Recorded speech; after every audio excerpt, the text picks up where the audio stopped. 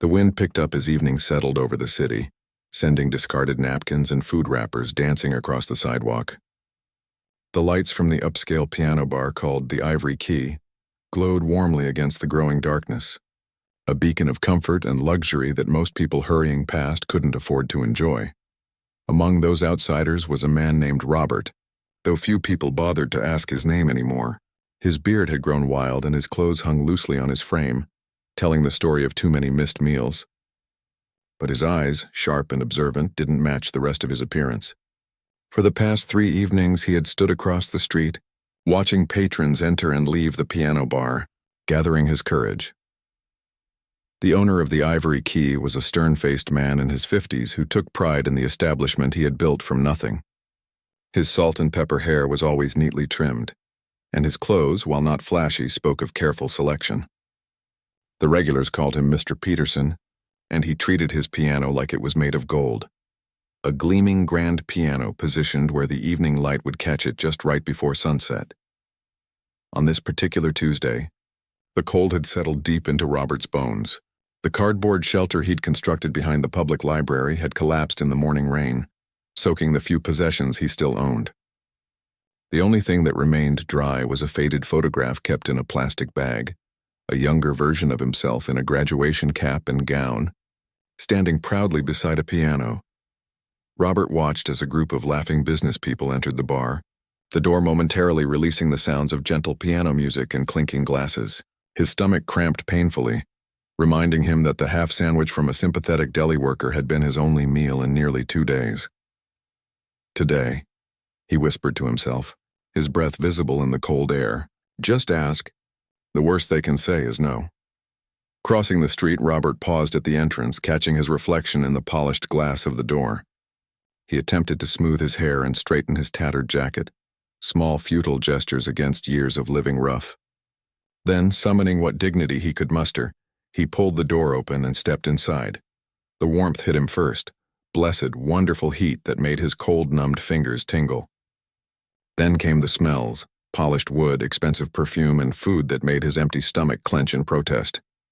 Several patrons nearest the door glanced his way, their expressions quickly shifting from curiosity to discomfort.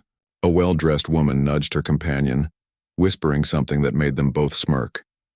Robert stood his ground, though every instinct told him to retreat back to the familiar discomfort of the streets. His gaze fixed on the bar where Mr. Peterson was arranging glasses with methodical precision. The walk across the room felt endless. Conversations quieted as he passed, and he could feel dozens of eyes tracking his progress. By the time he reached the bar, the only sounds were the soft music from the speakers and the gentle clink of ice in glasses. "We don't offer handouts here," Mr. Peterson said, without looking up from his task. "The shelter on 9th Street serves dinner at 6. Robert swallowed hard, his throat dry. "I'm not here for a handout, sir." Something in his voice, perhaps the careful articulation that hinted at education, or the absence of slurred words suggesting sobriety, made the owner look up. "Then what can I do for you?" he asked, his tone slightly less dismissive but still wary. Robert's gaze drifted past the bar to the grand piano in the corner.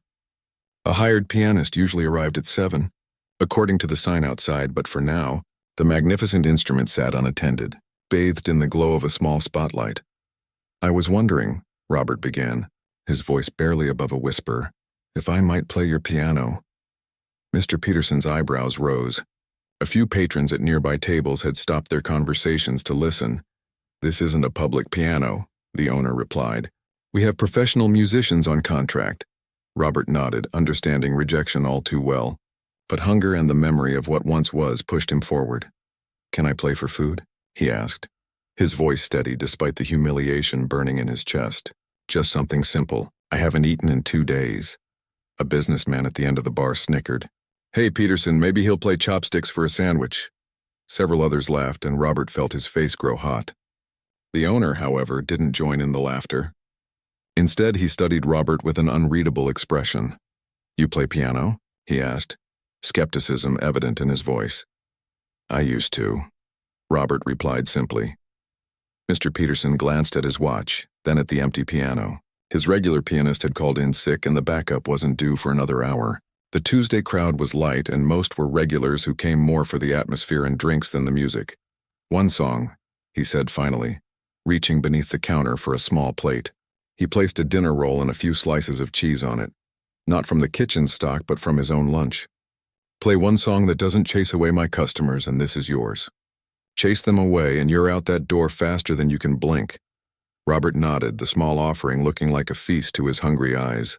"Thank you." As he made his way to the piano, he heard murmurs and a few more laughs. A woman at a corner table whispered to her friend, "This should be entertaining," not bothering to keep her voice down.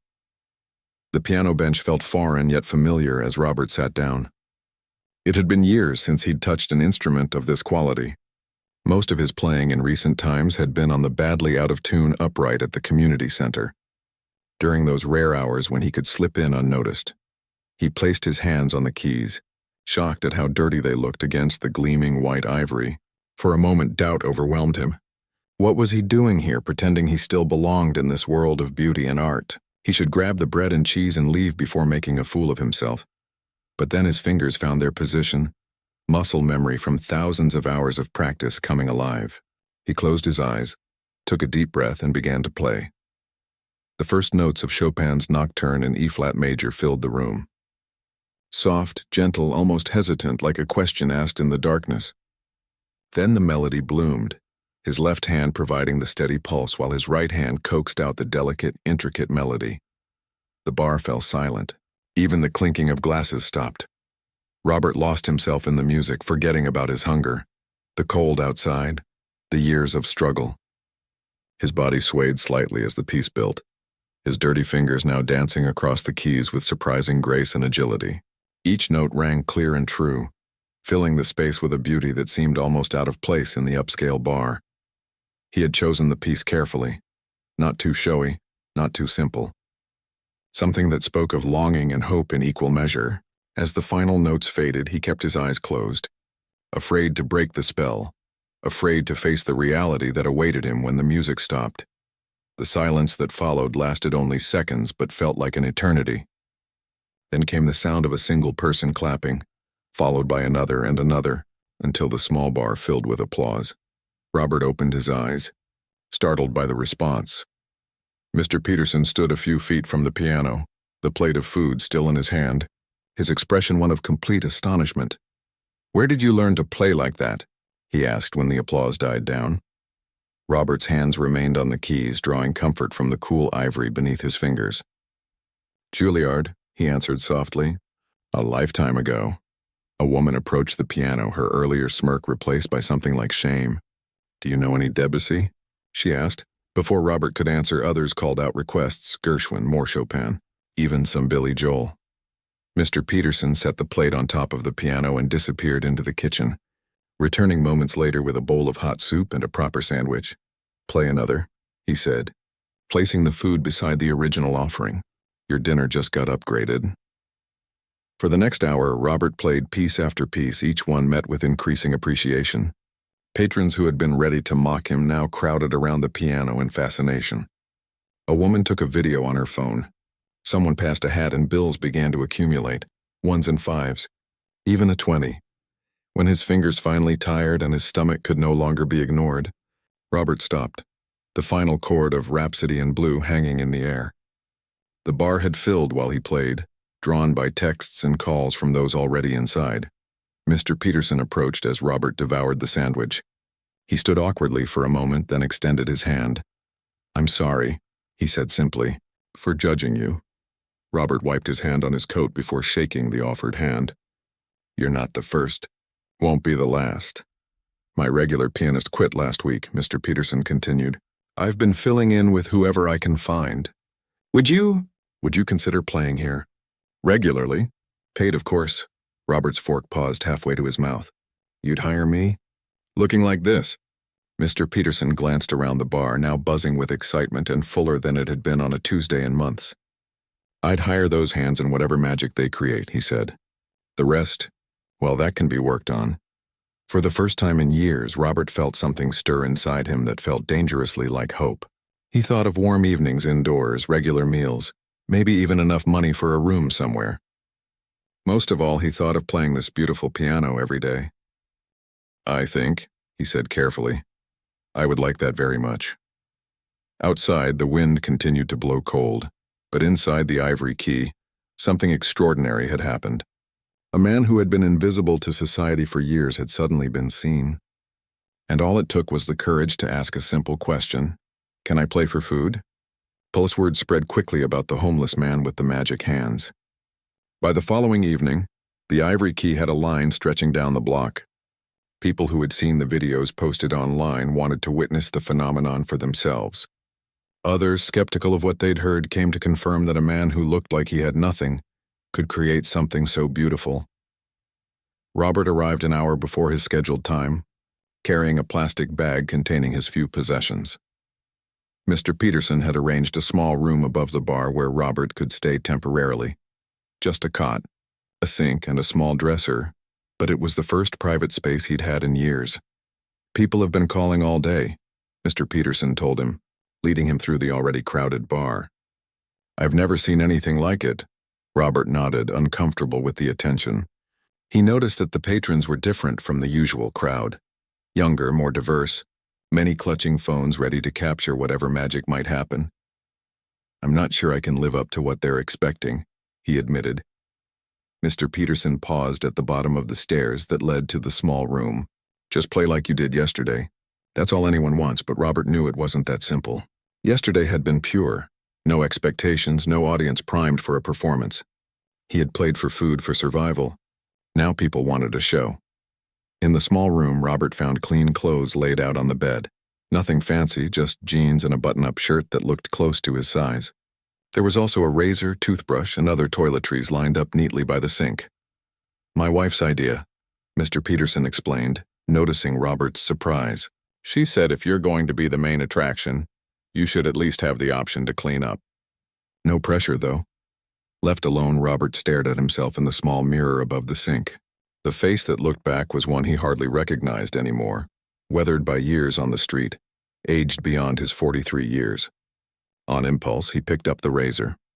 30 minutes later, he descended the stairs, clean-shaven and wearing the fresh clothes. His hair, though still long, was washed and tied back. The transformation wasn't complete. His hands still bore the calluses of street life, and his face remained gaunt, but for the first time in years, he caught a glimpse of the man he used to be.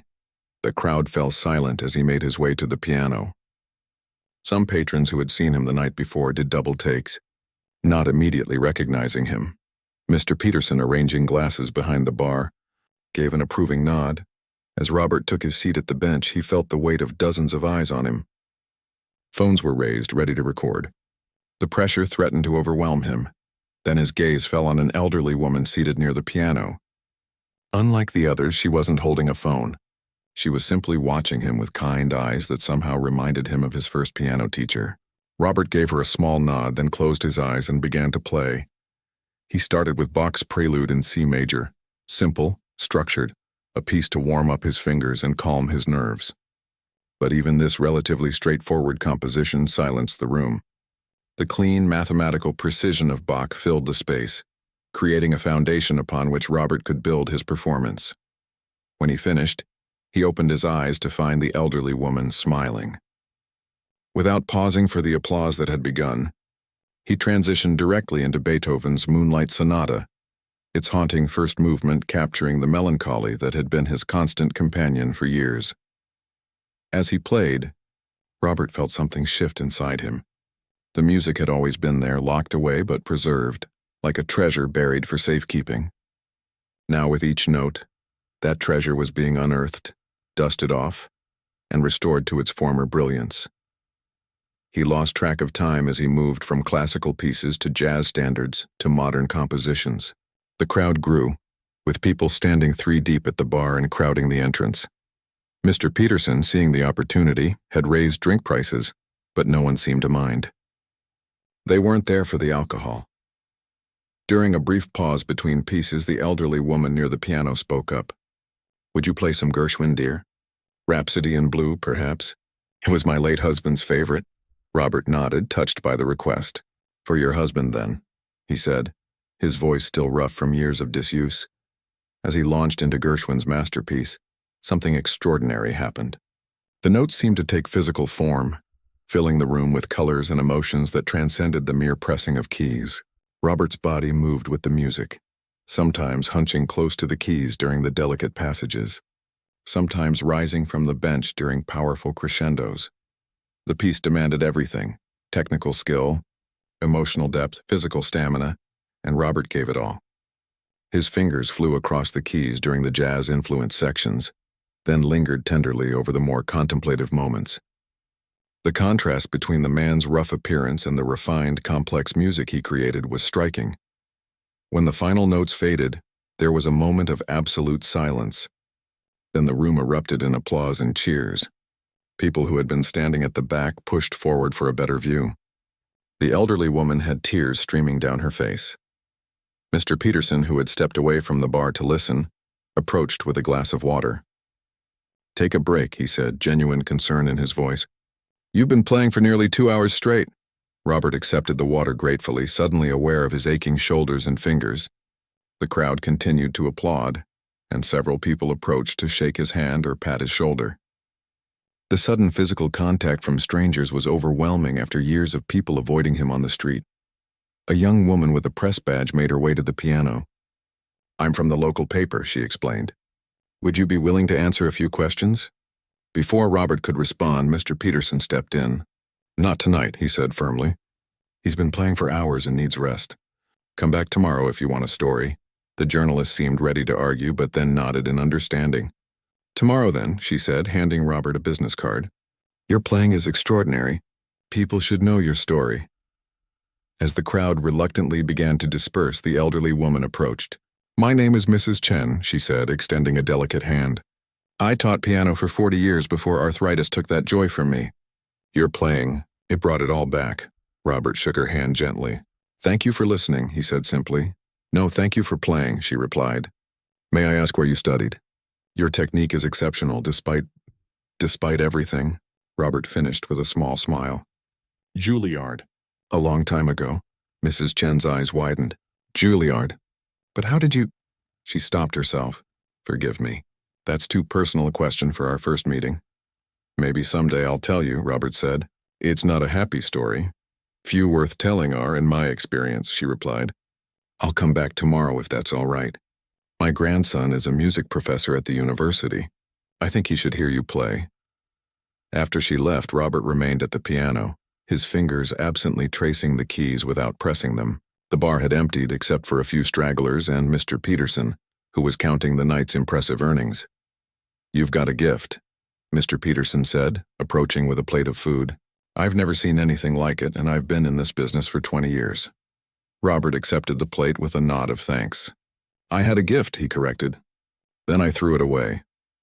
"Looks to me like you kept it safe all these years," Mr. Peterson countered. "Hidden, maybe. Neglected, certainly. But not thrown away. Not lost." Later that night, in the small room above the bar, Robert lay awake on the cot. His body was exhausted, but his mind raced. The feeling of the keys beneath his fingers, the sound of applause, the wonder on people's faces. It was all so foreign after years of invisibility. He thought about the journalist who wanted his story, and about Mrs. Chen who had recognized something in his playing that went beyond technique. He thought about Mr. Peterson, who had taken a chance on him when most would have shown him the door. Most of all, he thought about the music that had flowed through him tonight, how it had always been there, waiting patiently through the darkest chapters of his life. He had survived those years by shutting down, by making himself small and unnoticeable.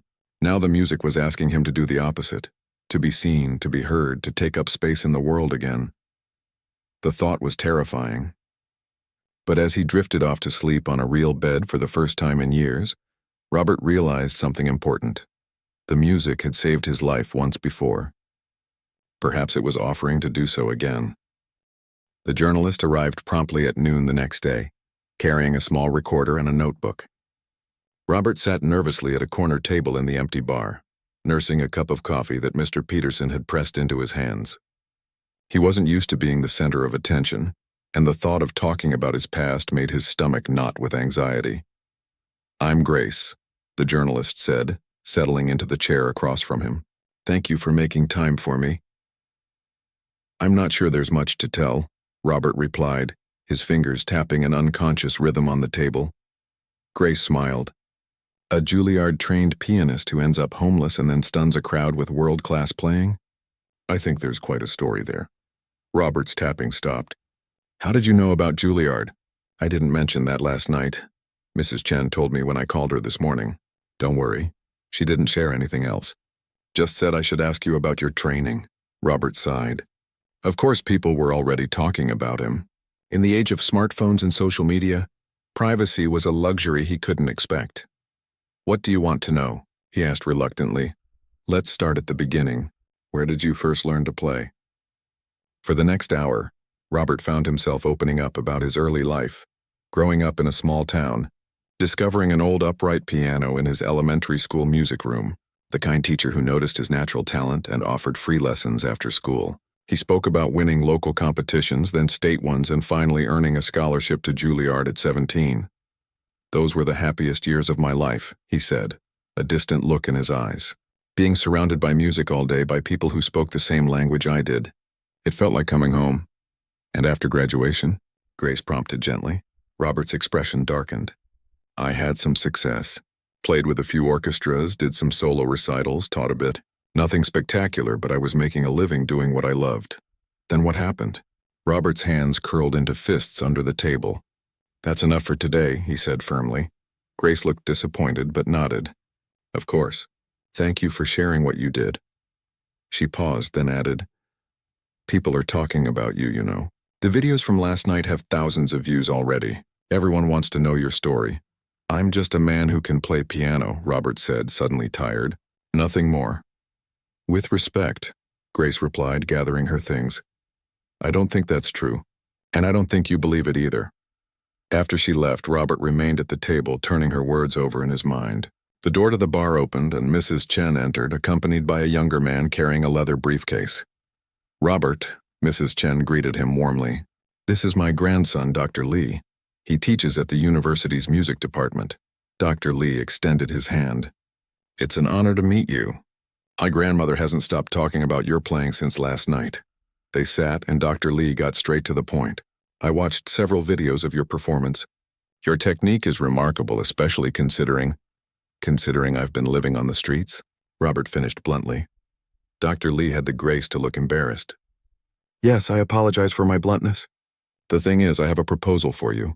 Robert raised an eyebrow, waiting. The university has a community outreach program.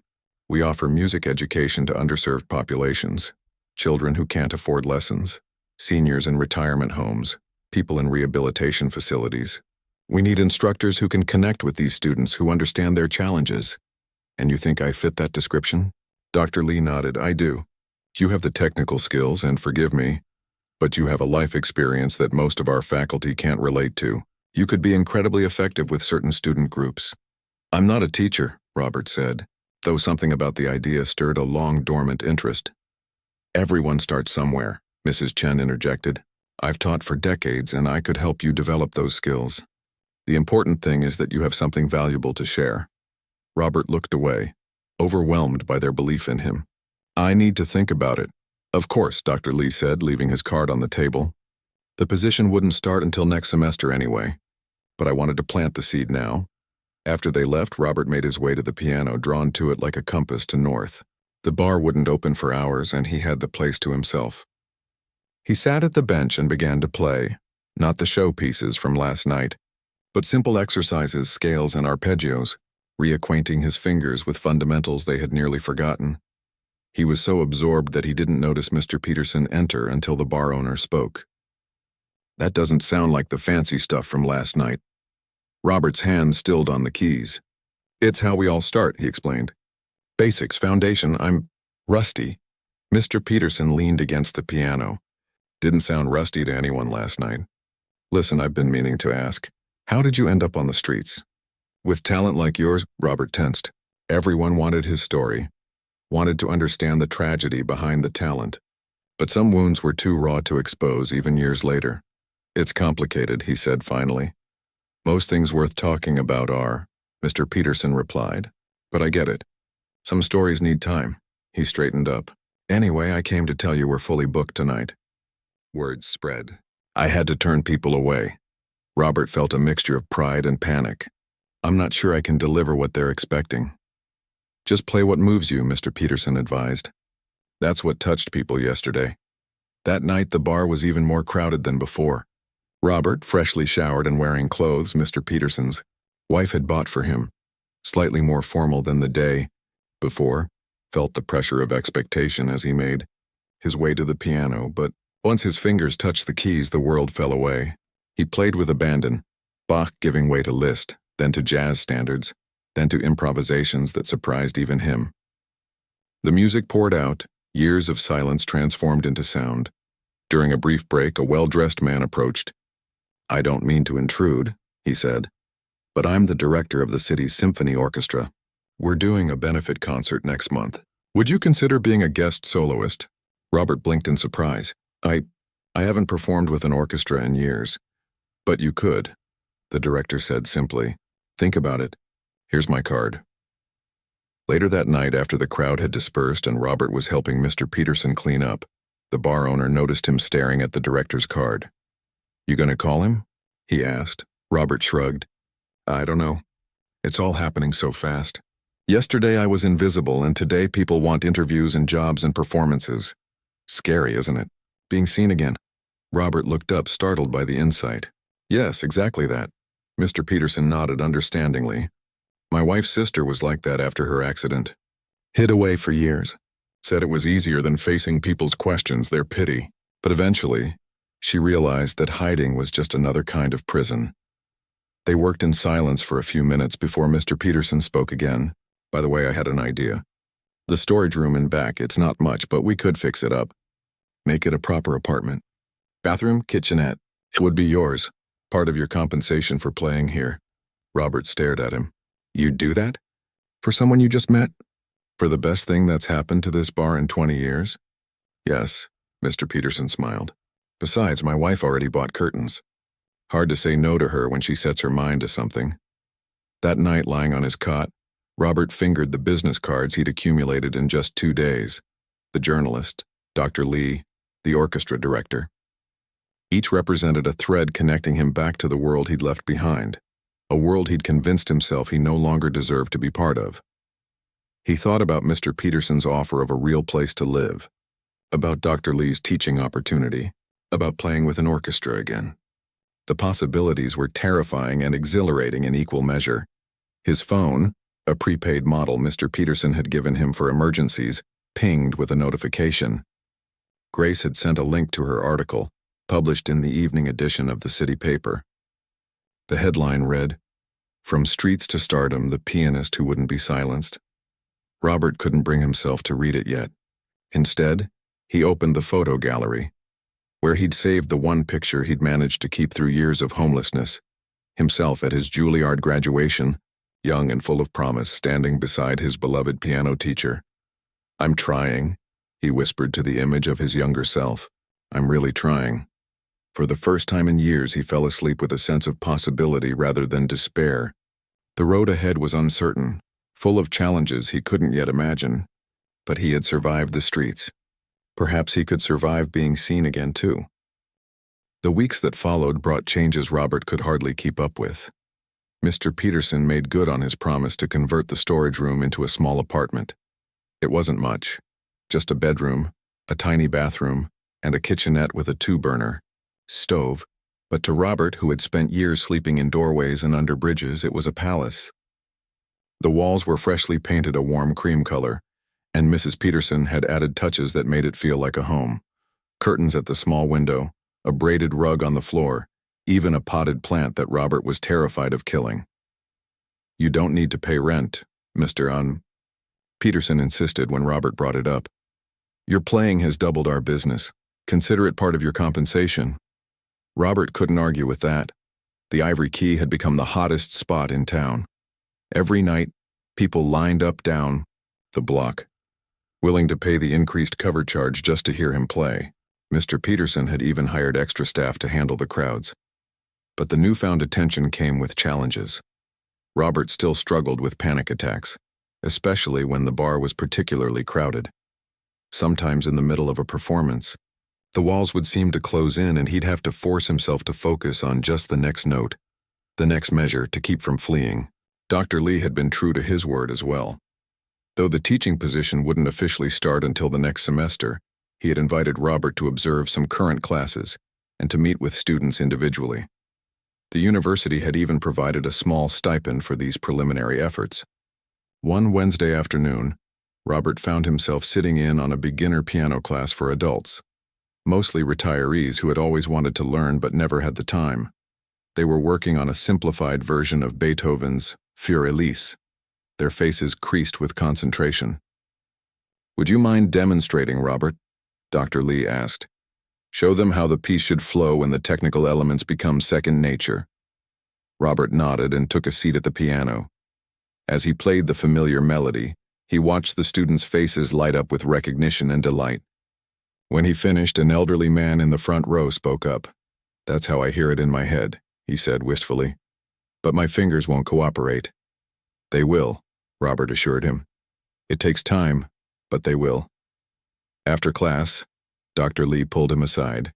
"You have a gift for teaching," he observed. "You explain things simply and you're patient. The students respond to that." Robert shrugged off the compliment, but inwardly, he felt a glow of satisfaction.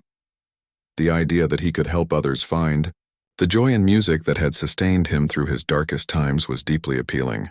The orchestra director had been persistent as well, calling several times to discuss the benefit concert. Robert had finally agreed to perform Mozart's Piano Concerto No. 21, a piece he had once known by heart, but now needed to practice diligently to recapture. Each morning before the bar opened, he would sit at the grand piano, working through the concerto section by section. Mr. Peterson would sometimes listen from the bar, pretending to inventory bottles but actually enjoying the private concert.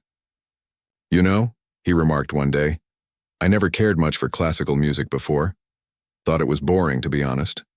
But watching you play, seeing how it moves through you, it's changed how I hear it."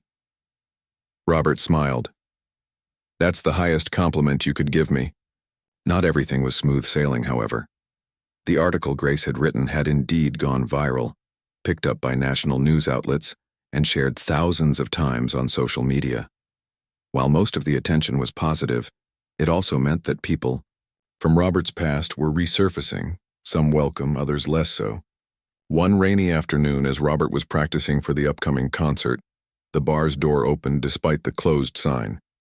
Robert looked up, expecting to see Mr. Peterson returning from errands, but instead found himself face to face with a ghost from his past.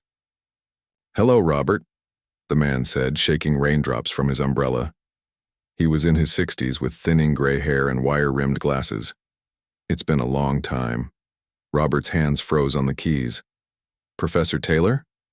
The older man nodded, approaching the piano slowly as if afraid Robert might bolt. "I saw the article. I could hardly believe it was you after all this time." Professor Taylor had been Robert's mentor at Juilliard, the teacher who had seen something special in the rough-edged scholarship student from a small town. He had pushed Robert harder than anyone, demanded excellence, celebrated his successes. And then, after the incident, he had tried to reach out, tried to help. But Robert had already begun his descent, pushing away anyone who cared. "May I?" Professor Taylor gestured to the bench beside Robert. Robert nodded wordlessly, sliding over to make room. The older man sat down, his familiar cologne bringing back a flood of memories from the practice rooms at Juilliard. "Mozart's 21st, the professor observed, glancing at the sheet music. "For the benefit concert, I presume?" "Bold choice." "Too ambitious?" Robert asked, hating the way he still craved this man's approval after all these years. Professor Taylor shook his head. "Not for you. Never for you." He paused, his fingers hovering over the keys without touching them. "I looked for you, you know. After you disappeared, we all did." Robert swallowed hard. "I didn't want to be found. I gathered that. But why, Robert? You had such promise. We had orchestras interested in you, competitions lined up. And then suddenly nothing. You vanished." The question hung in the air between them, the one everyone wanted answered, but few dared to ask directly. Why would someone with so much talent end up homeless? What tragedy or choice or series of mistakes had led from concert halls to street corners? Robert took a deep breath.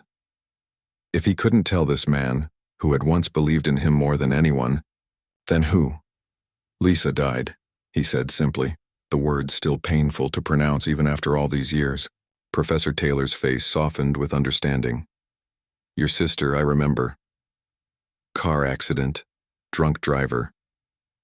She was coming to hear me play, my first big solo concert. If she hadn't been on that road at that exact moment.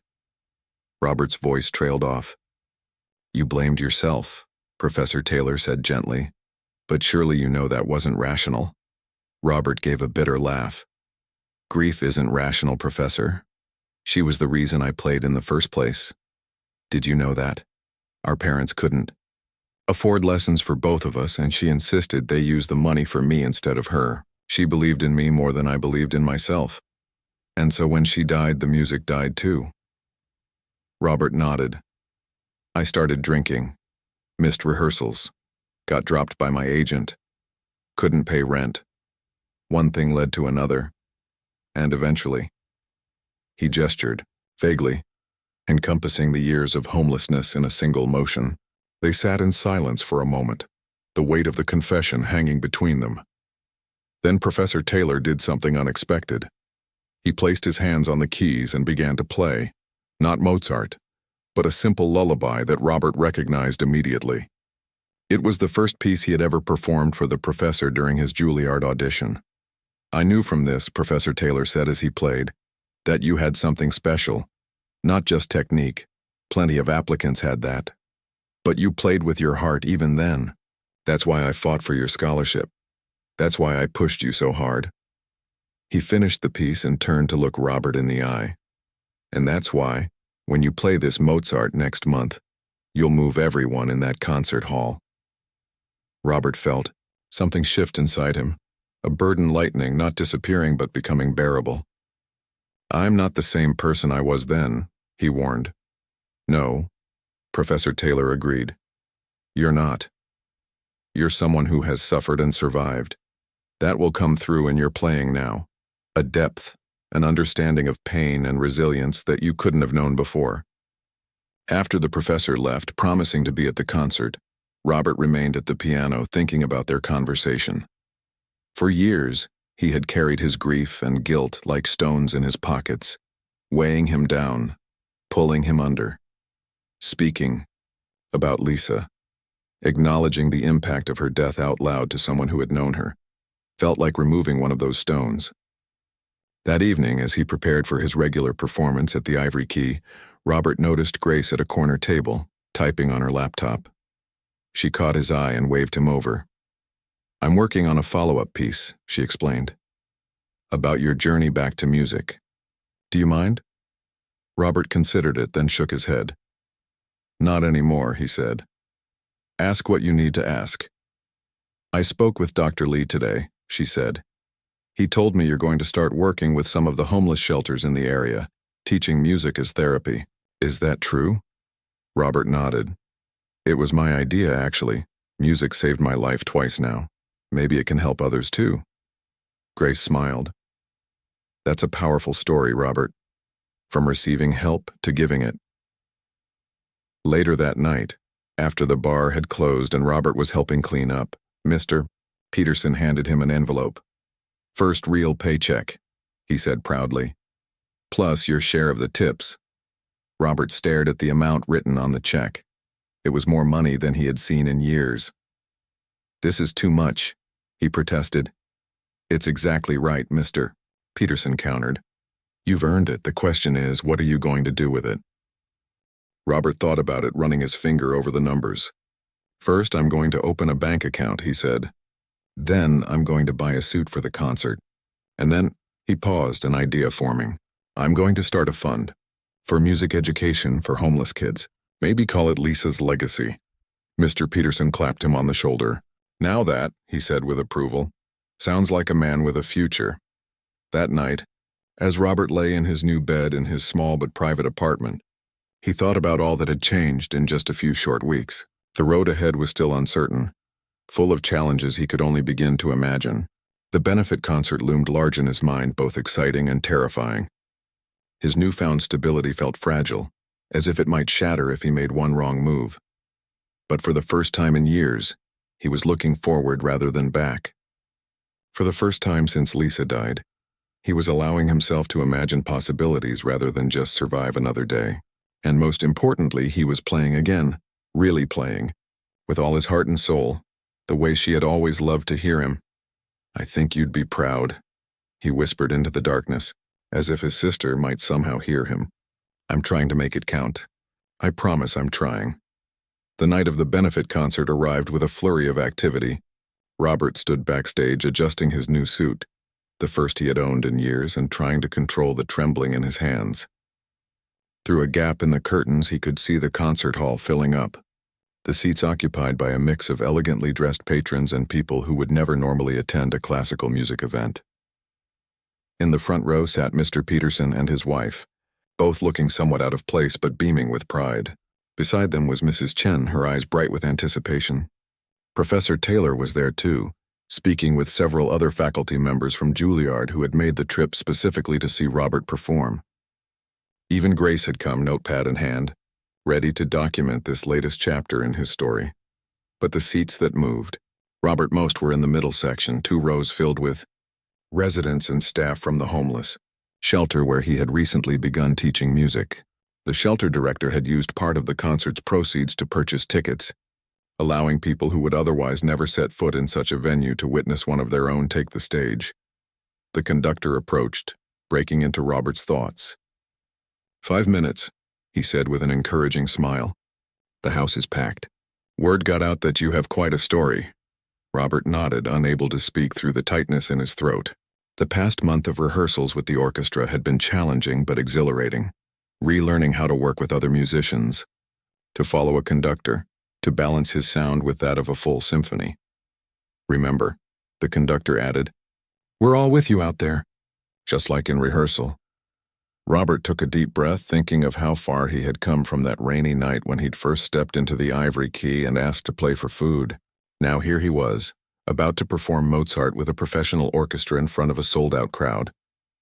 The stage manager signaled, and the orchestra members took their positions. The conductor gave Robert's shoulder a final squeeze of support before walking out to enthusiastic applause.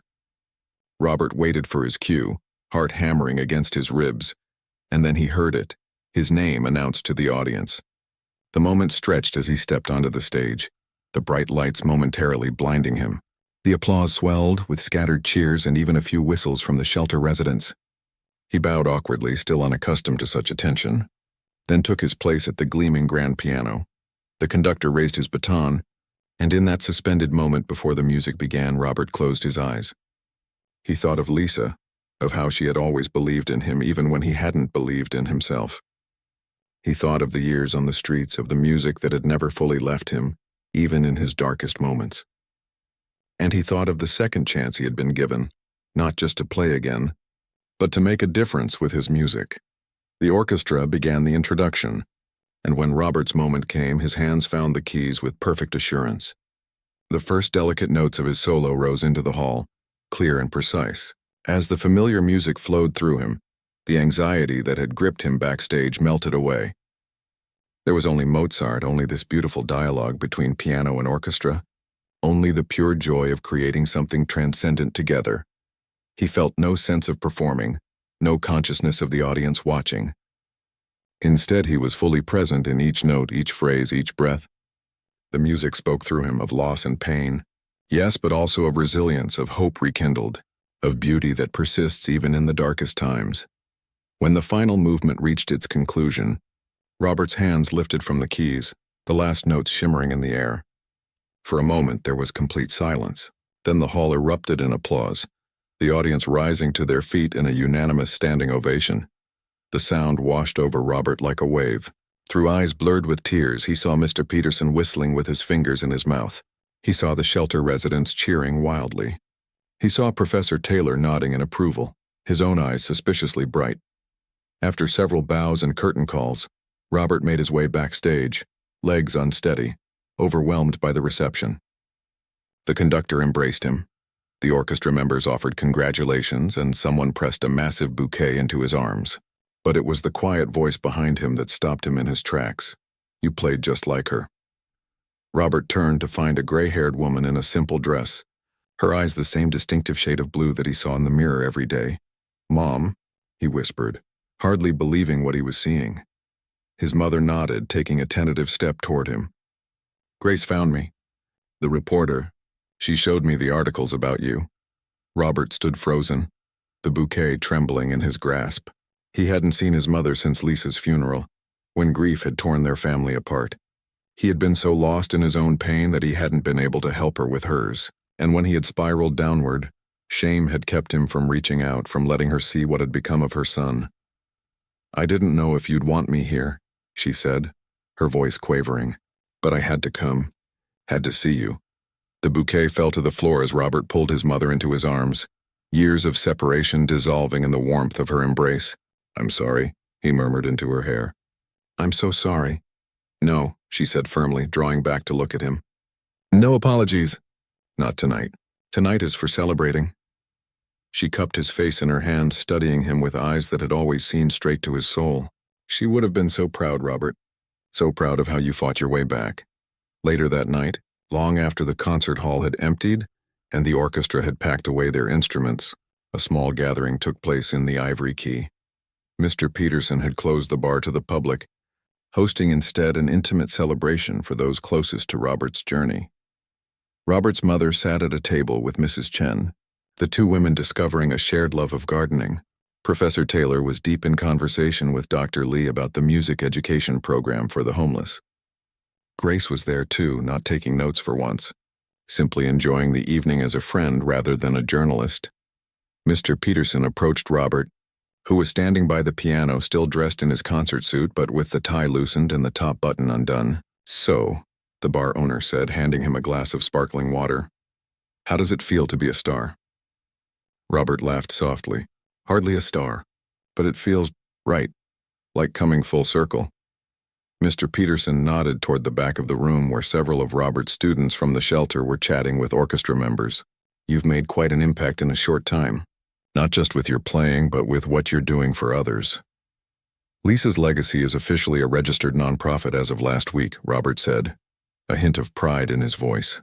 "We've already received enough donations to fund music programs in 3 shelters, and the university is offering scholarship opportunities for the most dedicated students." "And what about you?" Mr. Peterson asked. "What's next for the man who went from asking to play for food to performing Mozart with the symphony?" Robert considered the question. "I've been offered a position at the university, teaching piano while I finish my degree. Apparently they're willing to count life experience for some credits. You'll be leaving us then?" Mr. Peterson tried to keep the disappointment from his voice. "Not entirely," Robert assured him. "I'd still like to play here on weekends if you'll have me. This place you gave me my second chance. I won't forget that." Mr. Peterson clapped him on the shoulder. "The piano is yours whenever you want it, though I might not be able to afford your rate soon if you keep getting standing ovations." As the evening wound down, Robert found himself alone at the piano. The conversations around him had quieted and all eyes turned to him expectantly. Without a word, he began to play, not Mozart or Bach or any of the classical pieces from his training, but a simple, heartfelt improvisation that seemed to capture everything he couldn't say in words. The melody spoke of loss and finding, of falling and rising, of despair transformed into hope. It acknowledged the pain of the past without being defined by it, and it reached toward a future full of possibility. As his fingers danced across the keys, Robert felt a sense of peace wash over him. He was not the same man who had stood outside this bar in the rain, gathering courage to ask for a chance to play. That man had been broken, hollow, a shell of himself. But the music had remained inside him, waiting patiently for the moment when he would be ready to embrace it again. When the last notes faded, Robert looked up to find tears on many faces. His mother approached the piano, placing a gentle hand on his shoulder. "You know," she said softly, "Lisa always said your music could heal people." I think she was right. 6 months later, Robert stood in front of a group of children at a community center in one of the city's poorest neighborhoods. Each sat at a keyboard, faces intense with concentration as they worked through a simple exercise he had composed especially for beginners. That's it, he encouraged a small boy who was struggling with coordination between his hands. One note at a time. There's no rush. Through the window, Robert could see the mural painted on the building across the street, a colorful piano keyboard with the words, Lisa's Legacy, arching above it. The program had expanded beyond his wildest expectations, now serving hundreds of people across the city, from homeless shelters to underfunded schools to rehabilitation centers. His life had found a rhythm that felt sustainable, teaching at the university during the week, playing at the Ivory Key on Friday and Saturday nights and spending Sundays with his mother, rebuilding their relationship one conversation at a time. The nightmares still came occasionally, and there were days when guilt threatened to pull him back into darkness, but the music was always there to guide him home, just as it had been that night when a desperate man had asked, "Can I play for food?"